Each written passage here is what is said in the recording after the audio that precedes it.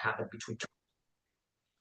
So it was in Cambridge, and Wittgenstein was doing a guest lecture, and Gödel came there to go like meet the two of them, and then Turing was talking about his new invention.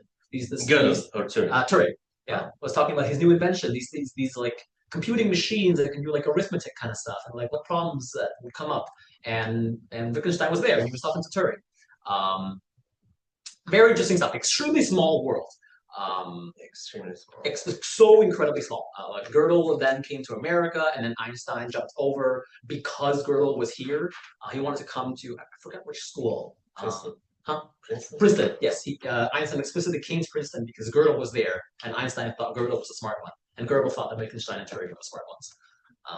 And so this problem posed by Turing was visiting Princeton for a while as well. Yeah. And so this problem posed by Hilbert basically spawned the field of computer science.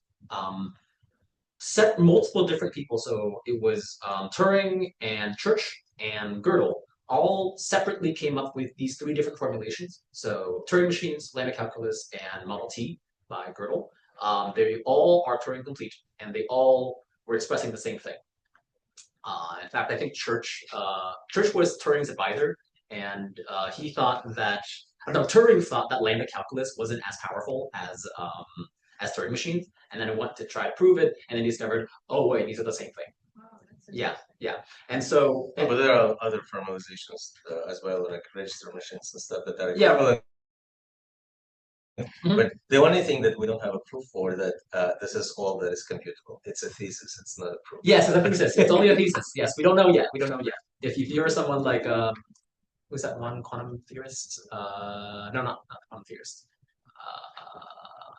I'm blanking on his name right now, but he has like a thesis that there's a world of computation outside of computation, and the human consciousness lives in that space. Oh, okay. Yeah. Let's not get there yet. Yeah. But the foundations for all this stuff actually existed from there. So type theory was actually invented in the progress of trying to solve the initialized soup problem by Bertrand Russell. In the Principia Mathematica, he invented type theory as a way to patch various paradoxes in set theory. And now it serves as a foundation of these formal languages like Lean. So Lean and Rock and Agda and so on and so forth all rely on some flavor of type theory. And people discovered, like Curry discovered, that if you write your proofs in intuitionistic logic and you write your programs in simply typed lambda calculus, they become the same thing.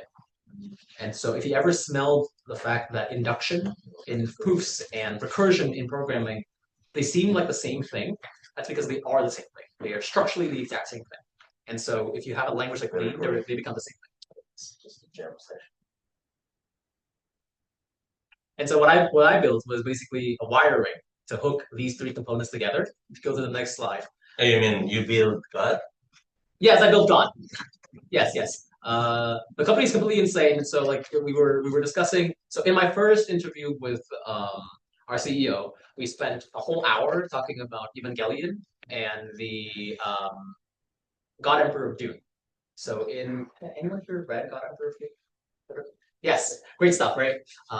There's this thing called the Golden Path, and the Golden Path is like a path for humanity to escape the tyranny of people who basically have foresight, future sight, or foresight, and that kind of stuff. And we had our own Golden Path at Morph, and it was the same. It's the same thing that everyone else is trying to build. It's trying to solve mathematics. Like, is it possible to parameterize mathematics as a game that is well formed? Define what it means to win, and then plug an agent into it that can actually solve that game and then go off and do whatever. Sounds cool, but then you actually try to do it, and then 99% of your work is distributed systems problems. Because sure, you can run Lean. Can you run Lean 1,000,000 times in like a minute? Sure, you can train PyTorch models, but distributed training by itself is already hard. Distributed training in an RL context becomes exponentially harder, because now you have to move your weights potentially from continent to continent. You would also have to. Well, biology solves it. It's all local. Yes. And yet it works. Yes, I expect Google to solve as well with TPUs. I don't know. Yeah, yes, technically, you should be able to do Oh, the you have rollout. you have a level you have Hofstadter levels in biology. Huh? You have Douglas Hofstadter like levels in biology. Slower, but they tie the things together. Yeah, And, yeah. although the learning is still kind of local. Yeah, so like one thing that I realized when trying to build this thing is that speed is actually completely irrelevant. Speed is somewhat relevant, but much more relevant is actually correctness of the distribution of work. Anything that requires you to even slightly complicate your control flow is not worth it. So FSDP, cool, very cool. Don't try it. Like just basically don't try it unless if you are very certain that the abstraction you've fed into your say job scheduler is rock solid. Because what could happen is, oh, you have 32 GPUs and 4 different machines, and you ask for 8. You have 5 on this thing, 2 on this guy, and then 1 on a different guy. And now you're doing FSDP across 3 nodes with non-uniform topology. And so it's just completely nightmarish. Whereas if you do just like uniform DDP, everything becomes pretty simple. But then you have the issue of, oh, if you're doing uniform DDP, you can't train models past like 14B or whatever. So balancing between the biggest model you can train and how reliable you can train it and how performant is this model actually on your benchmark is a difficult juggling task because in RL the dynamics become very weird. It actually might take more compute to train a smaller model just because it might start off at a worse baseline than a larger model. So Well, but that's kind of what we've discovered with deep learning. Overparameterization helps training. Yeah. Not anything. Yeah, exactly. But like the strange part is that it requires so much more compute to train, like so many more episodes to train. If their model is okay, we have to accelerate. Yeah, we're basically done. We have another okay, but this is the topic that but the way you presented it sounds like why are you back? So yes. I love my work. But it was a bunch of personal circumstances that led to me not sticking with the company. Do you have no, not yet. Yeah. There's parking right here, so survived. I survived my summer. That's change of topic. Yeah, it was 14 weeks with 5 round trips to San Francisco and a wedding with 30 family members flew from England and Singapore and Hong Kong. And I didn't take a single day off. I got sick like multiple times. Also, this week made a blob happen. Yeah, there's a whole other slide deck. Okay, how do I open it? It's in that same folder, and I don't know if that one can be recorded. Oh, yeah, I should stop the recording or pause. I can pause Yeah, the recording. Okay, we're pausing the recording, but then we will open it up again. This was you know how they put like an unknown band in front of a performer warming up. So and then it will be recorded. How do I? Oh no! Oh, is there a way to? Yeah, like, I just pulled up the slides using a tiny URL, so I didn't pull up the whole like folder. And do you know it's your account, right? No, I'm not logged in. I'm not logged in. Somebody else logged in. I don't think anyone is. Well, we need a tiny URL of your slides. Then can you Well, what's log into? or give a link right here to your slides? Drop a link right here. I can actually just. Or just like zoom in all the way. Control it, just scroll forward, right? You can paste a link into the slides for Yeah. Just Yeah. place a link right here, and I will click on it. That's fine. Running away. That's a game. That's game. Microsoft. Base.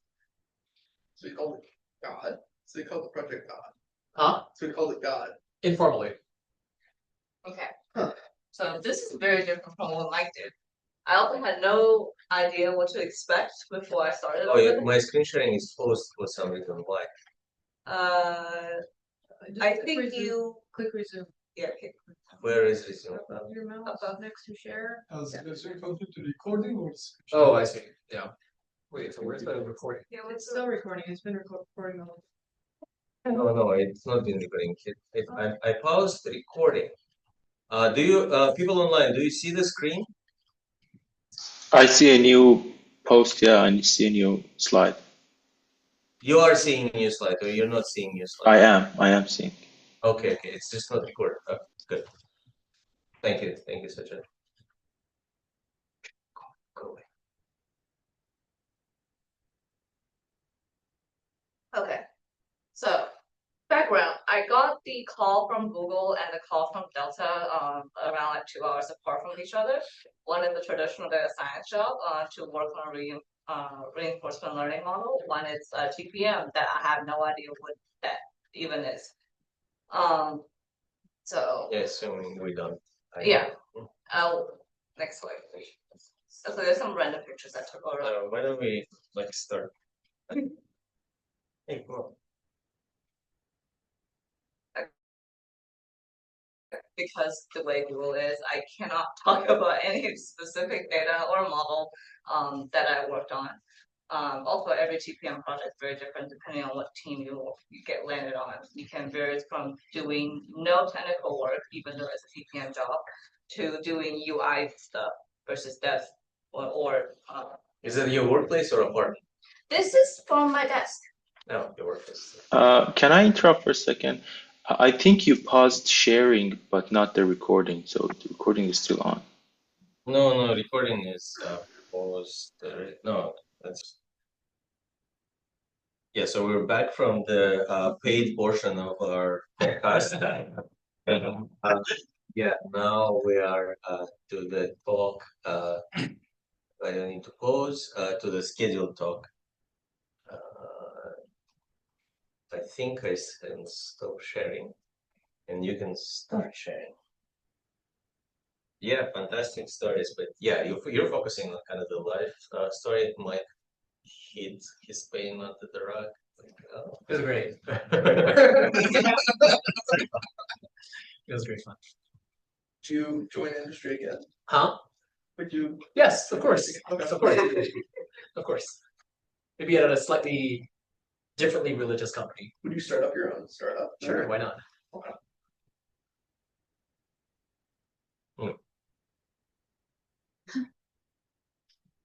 And we are recording, and now our scheduled presentation on paper, just to justify that we are in a reading group, not just a podcast. Petavoxel, Fragment of human cerebral cortex. I will increase the number of the words I will talking today. So I wasn't expected. I didn't expect that Nobody did. It's a surprise. yes. So I have today to talk to them. I ran out of having this so yes this talk introduce the one with the Petavoxel scale dataset is consistent of a 1 cubic millimeter fragment of human leg anterior middle temporal gyrus. And the tissue was imaged at nanometer resolution in using serial electron microscope into conservative graph of cells and synapses. In the volume, yes. And the workflow is they get the tissue and image then align with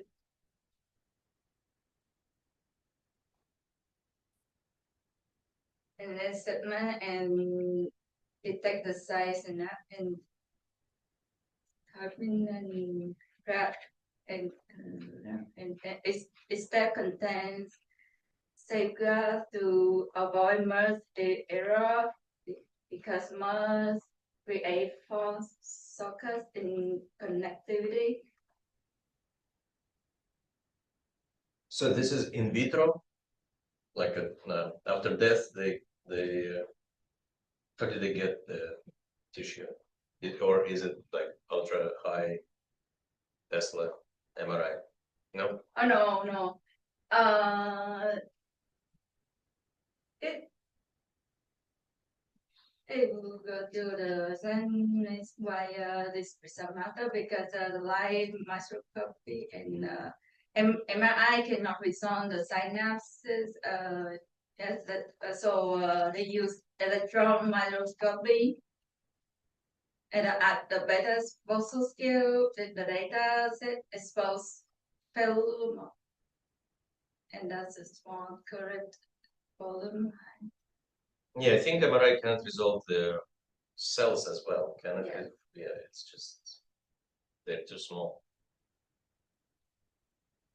And the where the tissue come from is somewhere Yeah, you know at the where the front temporal of the middle femoral gyrus.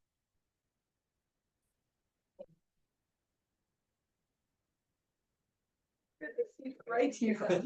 One more. And why the epilepsy tissue was used is because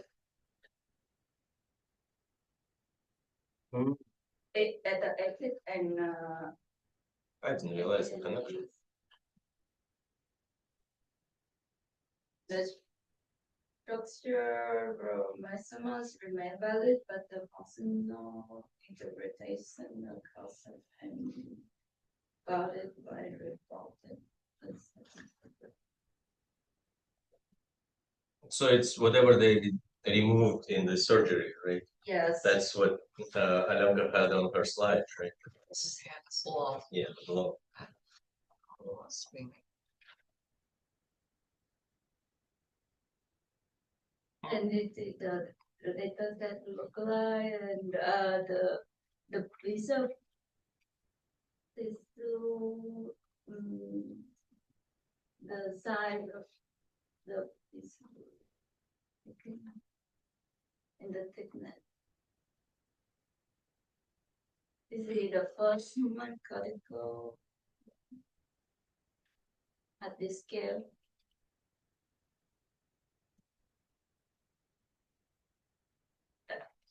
And next we go to how the sample was prepared. They were taken out of the brain and was then extended using the technique the rest brief from the slide. Rapid antigen to remain the ultra structure and extend it.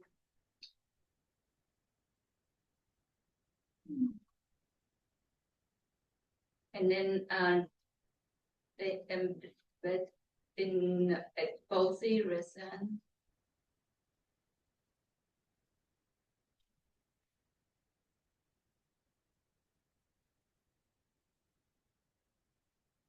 And next they use the scan.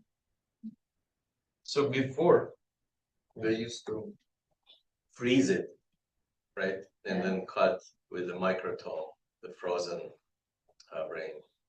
Here they decided to whatever turn it into some plastic, saturated with plastic, and instead of freezing, right? Yeah.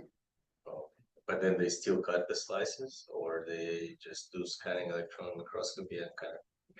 They cut it into this thing with the thickness 107 micrometer. Yeah, 170 microns. Yeah. But how do they go inside of this 170 microns? By just burning it out with the electron microscopy? Okay. Keep going. We'll see. Interesting.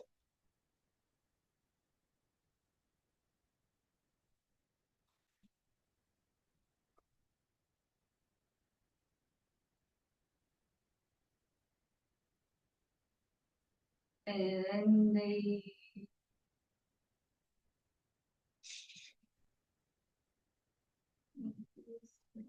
byte, imagine byte to only 1.8 petabytes. We can feed it on our servers. No, yeah. 326 days. yeah. It take like a whole years.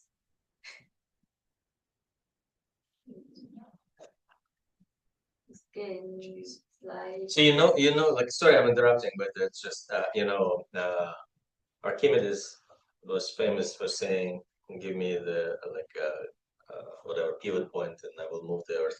And then Laplace was saying, "If I know location of all of the atoms in the universe, I can predict anything." I'll be like God. So this realizes Laplacian dream, right? If we know each and every synapse in the brain, then we will know how it works, right? What it takes a year. For 1 cubic millimeter. yes. Oh, it's just like one little detail. We wouldn't know about the nuclei or anything in between the synapses. Oh no, we would. Why? They're there. We cut them. Cut them out. Oh, you mean like this tissue? We will know everything. Not just the synapses. Okay. No, not just the synapses, but there is a desire or talk now that neurons, the connectome, right? The guy, the NMF people, so Sebastian Song and what the second author, they were advocating for connectome 20 years ago, just a connection, but now they're saying no, they feel the same. Oh, that was not enough. We need every synapse, and then we can know how the brain works. So we're at that stage, but glia is there, so you will see. I mean, We'll see. make anything background. open. Yeah. You see it. Okay, go ahead. Yeah. This is like a Turing machine, speed and scale, everything just And they align. slow. This is they use their alignment and pipeline quality control is elastic alignment based on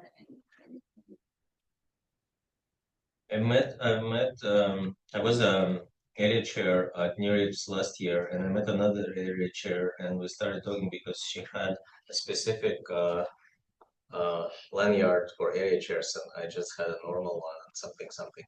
And she was telling, and she's a computer scientist in Boston somewhere, Boston College, I think. And she was like, well, I wanted to learn about the brain, and I started to visit, I'm talking about this slide, and I started visiting this brain minds and machines workshop at MIT organization. And she said she went through weeks and weeks and weeks, and all they were talking about is engineering, how to get the measurements correct, and I didn't learn anything about the brain. So this slide is like that. Like you have to solve so many engineering problems just to get one single slide correctly, right? It's just yes. All engineering issues. And then I ask in my advanced machine learning class, who knows name Fourier? And I only have two hands. Oh. Okay, go ahead. Sorry, yeah. Like, this is so just so much work. Yeah. I don't know. It's unimaginable.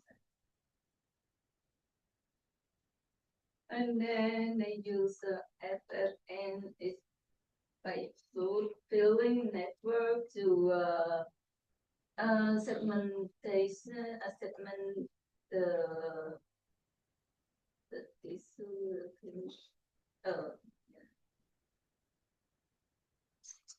the neuron I think there is a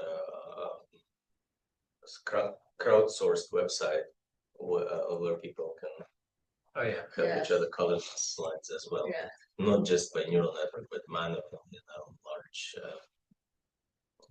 Yeah. Well, but humans can only do it in 2D, but the objects are 3D. And if you miss the slide, remember how Jocelyn was doing it. It's same problems could be here. You can cut. There will be an axon, but because you're doing it slide by slide, you can shift the axon over there or start coloring with different all the permutation problem and stuff like that. The automatic, the algorithm, Yeah, like this. had two algorithm is C2 and C3. C1 is the faster one, further, and was it? And C3 is something softer, mostly rumor. It's better. It's the it,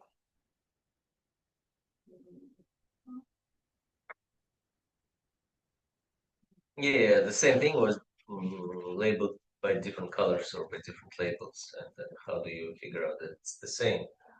There's only 104.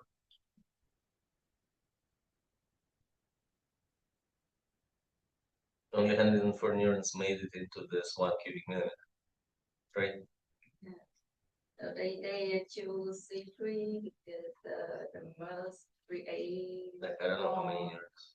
Do you know how many neurons fit in 1 cubic millimeter? Millions or 104? Probably a lot, not just 104 neurons. How many total neurons were there in the end? Let's see. Oh, maybe you have it on the next slide. That's all. That's huge. Yes, I can to the power of 10. To the power of 10? 2 to the power of 10? 10 to the power of 10 to the power of 10 neurons will be there. 10. I think so. Something like that.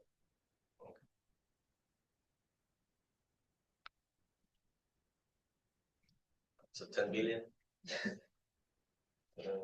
No, that's too much. That's too much for each. What's the average size of one? I think the entire brain is a few billion, 3 tens of billions of neurons. Do you remember how many? I think it's more. I remember that it's more than people on Earth, so I would say more than 8 billion. Well, but 10, we're starting with 10. Starting with 10. We're already over. So it's 80 billion sounds maybe about right. or something. I know it's. I remember it was a lot. But not that How much is it? 86 billion in the entire brain. So it couldn't be 10 to the 10. It's some manageable number. More manageable number. The volume contains 57,000 label cells, including 49 So okay, 60,000 neurons. neurons.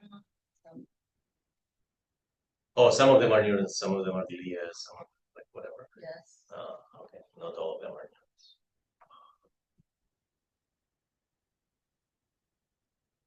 Oh, but it's they train the unit to re-explain a convolution neural network to detect the segmentation and that's synapse.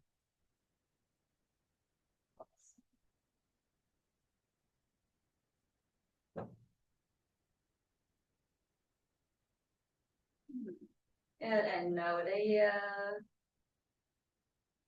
manually check them again behind.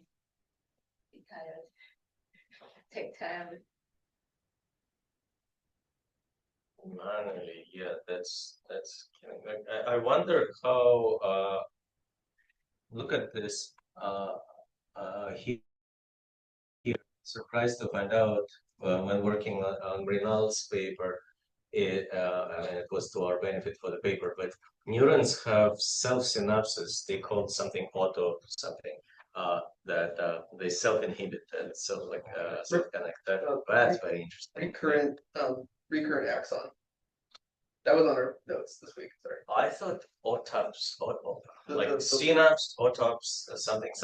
The word was. You mean when it's like a feedback loop? It has on itself. It Yeah. self-regulates. Like yeah, that's a recurrent axon. I think we had that like Tuesday. I think like. Okay, that's yeah. Sorry. critical. But can this detect it because this process already feels unreliable?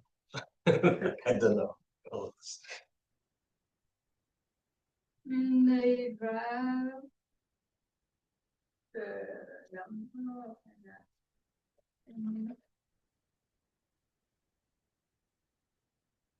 Correct. And the results then No. yeah, Okay. 57 percent.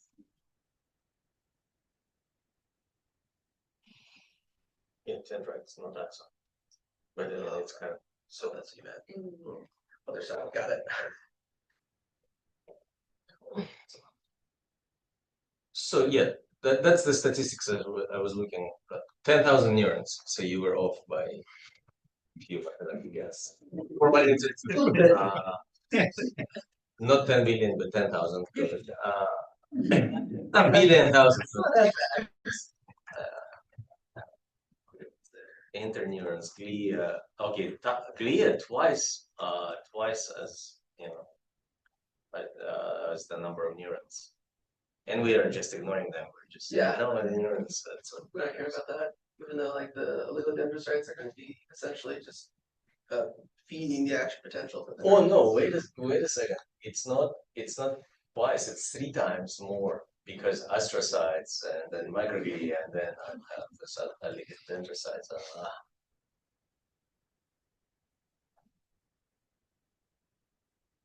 And our favorite fMRI with vasculature will be there too. In 1 cubic millimeter, we have so many capillaries.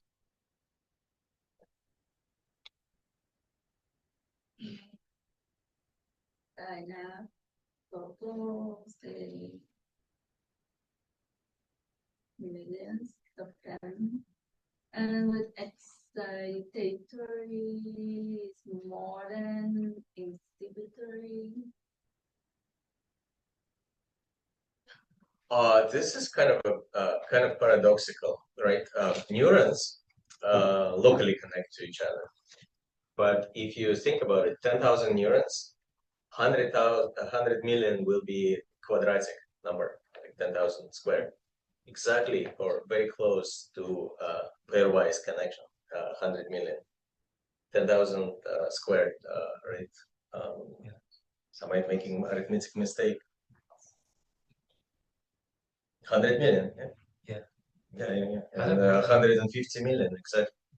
Even though their synapses are connected, you see how dense it is. It's not one synapse per other neuron. It's not like a fully connected network, but it looks like a fully connected network if you just ignore the actual. Yeah, that's interesting. And they graph. Then is higher in the exhibitory, higher in level 1 and 3, and exhibitory, of course.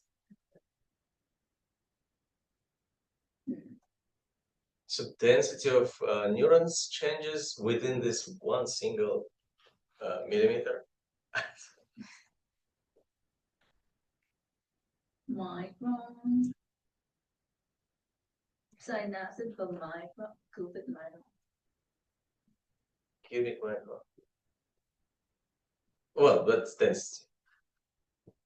So density of synapses is not uniform. Okay.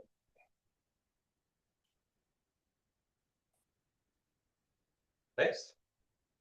Next, then from what is that? Boston as that.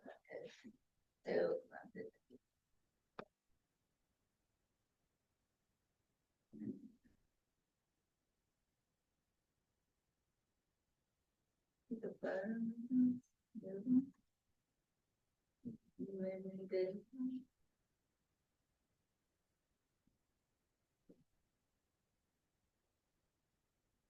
You just point us to what we should pay attention to on these slides and then move on to the next.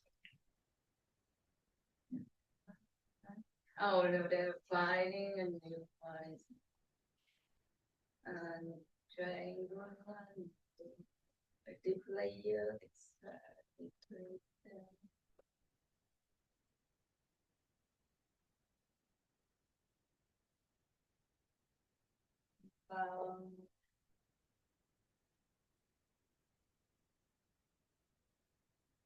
in the deep layers, there are ion receptor triangular neuron. So dendrite orientations mirror around the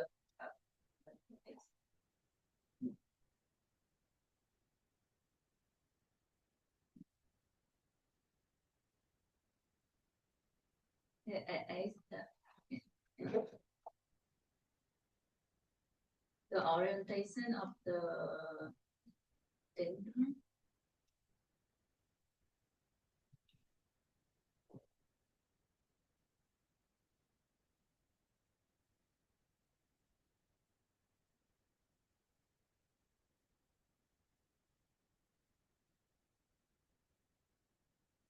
And then the finding around multi-synaptic heavy tail.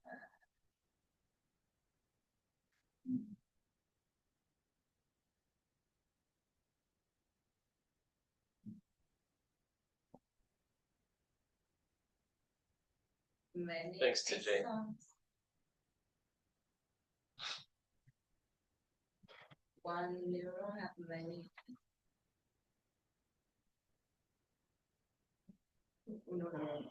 Yeah, what is this about multi-synaptic pairs? From layer 3 middle axon from 53 synapses onto a single neuron. So one neuron connects to another neuron with many synapses, Yes, yes. and that's not expected. They think they will be randomly connected. That's good. I was gonna bring up the unpassed neurons that you're just gonna, yeah. So they corrected for unpassant neurons. I don't understand. And percent, what does it mean?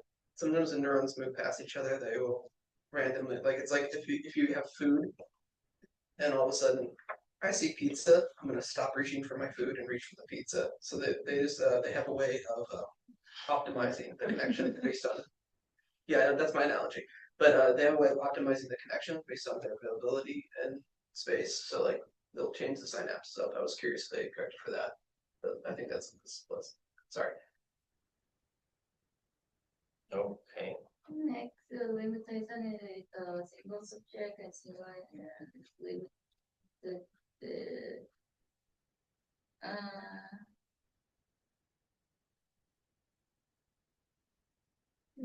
only one cubic millimeter. Is something error in the segmentation and need to be manual check and future errors and they will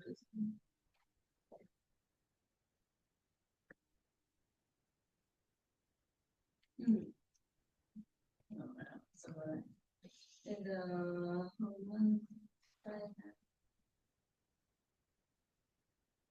and they both collect data and tools and things that have to new findings and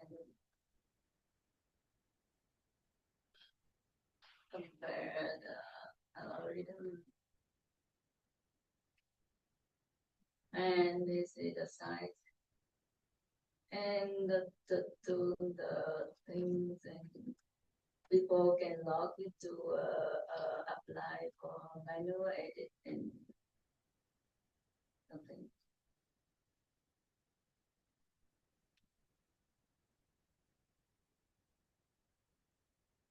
Where the size the neuron many things here and cortical layer is fixed.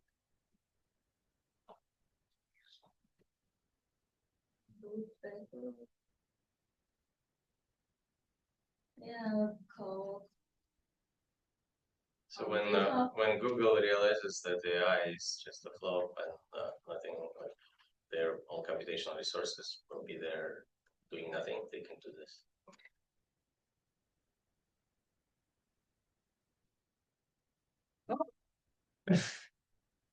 Fine, 356 days per cubic millimeter, right? I assume on a powerful GPU cluster. Yeah, so we can do one brain at a time, so 1 year per brain maybe. And then we have 8 billion brains. So see, we learn from that. Future directions could be a glial. They should look at the glia and then look at that too, because that's a lot that are not Well, I accounted mean, for. it's there, so even glia connects to each other with synapses as well. Even each one of those glia that they're clustering have different functions. Like the microglia just phagocytize debris and help with invasions, or even just inflammation and healing, so they can promote cytokines. The oligodendrocytes just provide action potential for the neurons. So that's like blood flow and growth factor. So I mean, they have very diverse functions that they're just ignoring, I guess, because they're not neurons. So Yeah. They don't have synapses.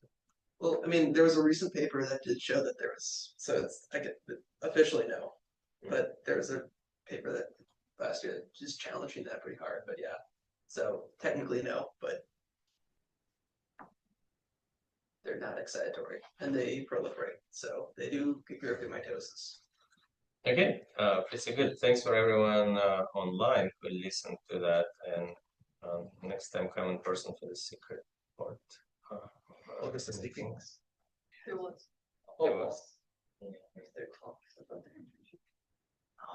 You missed it. You missed it. Oh, There were hidden talks. Oh, It's like we opened the door. And, oh, there's a hidden level.